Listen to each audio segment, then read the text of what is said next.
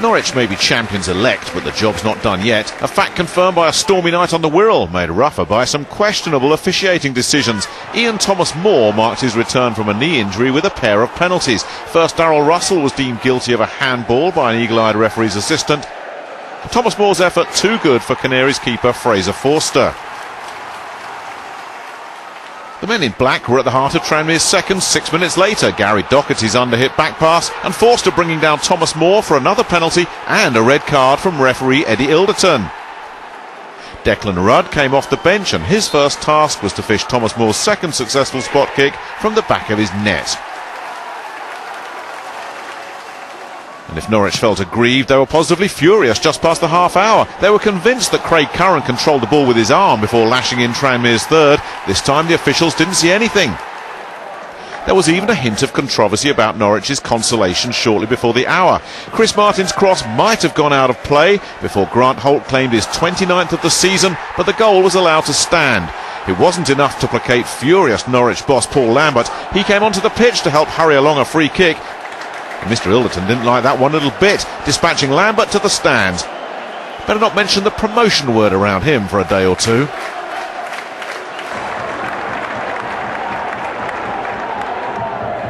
Next, attention turned to the county ground, where the team who began the day in second could now afford no mistakes against Tranmere.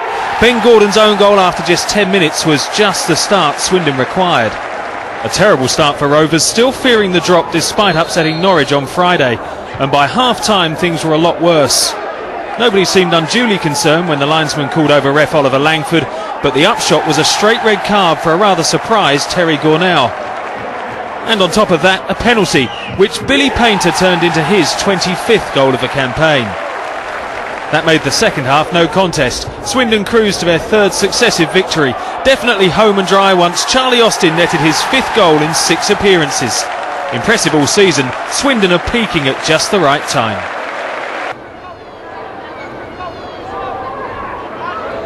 Tranmere began the afternoon in the drop zone, and with only 2 wins on the road this season, not much cause for optimism ahead of their trip to Walsall. Scoring goals has been the problem, highlighted by Ian Thomas-Moore's miss early on. Indeed, they'd managed to find the net just 9 times on their travels prior to this one, but Manny Smith's own goal provided them with a rare moment of celebration after 21 minutes. Smith looked understandably forlorn, but the Saddlers defender didn't take long to make amends, this time with a goal at the right end to balance the books, 1-1 after 35 minutes. Walsall can have a big say in the promotion race with trips to Swindon and Huddersfield coming up. Darren Byfield sealed their 3rd win on the bounce by scoring the winner midway through the second half.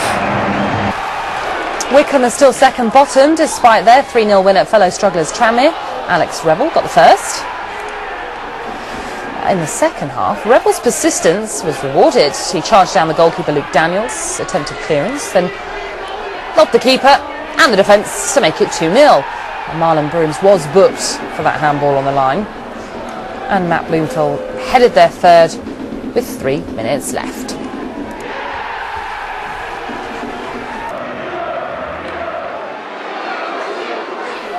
Not a day to remember for Exeter's James Dunn. Booked just 3 minutes earlier, the Grecians midfielder didn't need to upend Joss Labadie, and right in front of the referee too. Exeter down to 10 men after just 36 minutes. With only 1 win from their previous 8, Tranmere needed all the help they could get and took full advantage of their numerical superiority. Zumana Bakayoko crossed for Craig Curran to head home his 7th of the season. Work, and eventually Eds making sure of all 3 points and a timely victory for Tranmere, but it's a nervous last few weeks in store for both in the battle to avoid the drop.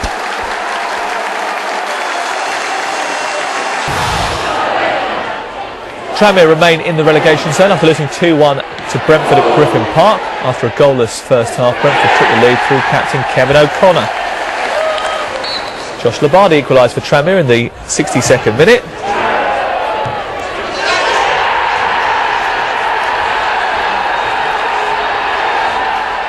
But with just 4 minutes remaining, substitute Ben Strevens scored Brentford's winner. 2-1 the final score.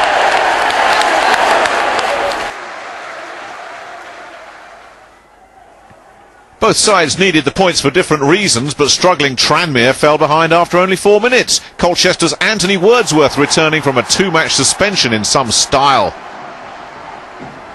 But just 2 minutes later, the perfect response. Joss Labadie letting fly from range. The shot too hot for keeper Ben Williams, and Ian Thomas-Moore bundling in his 13th of the season.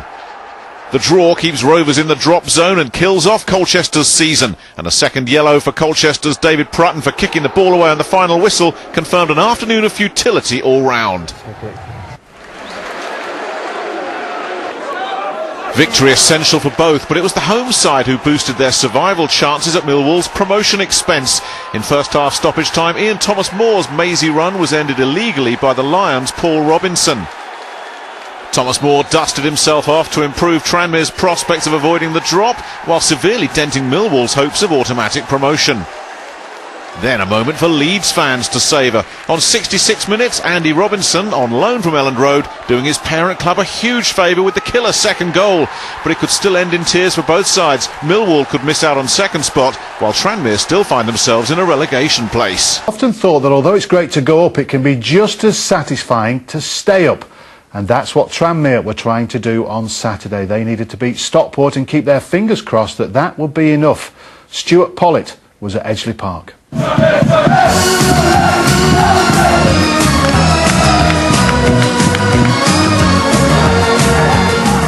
Face paint, queues at the turnstiles, bizarre plastic props, all the end of season ingredients. But were the 3,000 Tranmere fans coming to Edgeley Park for a party or a wake? Remember, matters were out of Rovers' hands at the start of play. Their task, win and hope.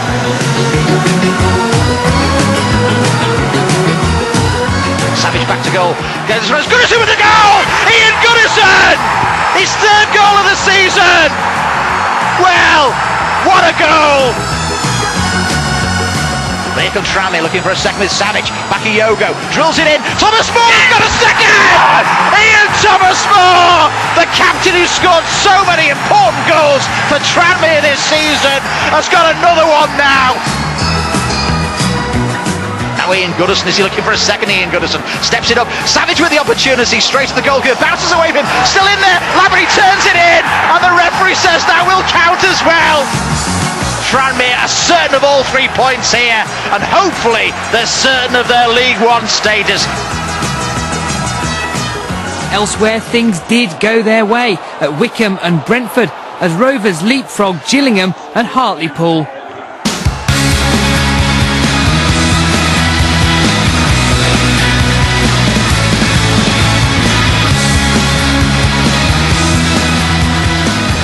They've hardly been out of the bottom three all season, but as this lot will tell you, there's only one table that really counts, and it's the one after 46 games, which shows Tranmere safely in League One.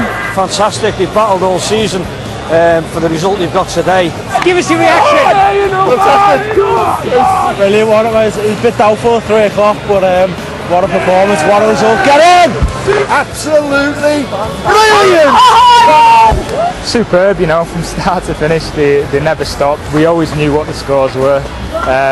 You know, we can't thank them enough. They've come, I think it was 3,000 here today, and they've been superb. Great job, great